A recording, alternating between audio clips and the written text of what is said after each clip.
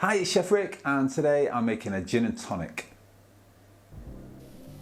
So a simple classic today. Let's start with a lime. Remove the little nipple bit from the top and cut the lime in half, and then cut each of your halves into 3 even slices by going in at an angle like that, turning round and going in at an angle again. So all professional bars will do it.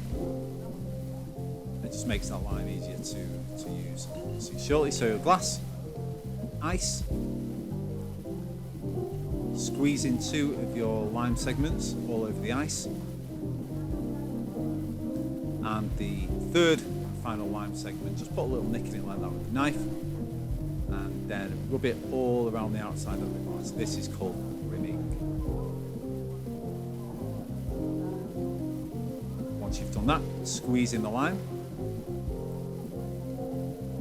Now add your favourite gin straight from the freezer, that's where you should always keep it. A nice healthy measure, cover the ice. Do not use 25ml, that will just insult your guest.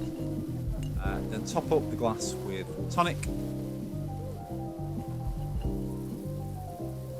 And that's it, gin and tonic. Hot day, garden party, give one of those to your guests. It's the perfect alcoholic drink. Thank you so much again for watching the video. If you liked it, please click like, and if you'll hit subscribe as well, it really helps me out. Delicious. And I'll see you on the next video. Thank you so much again for watching.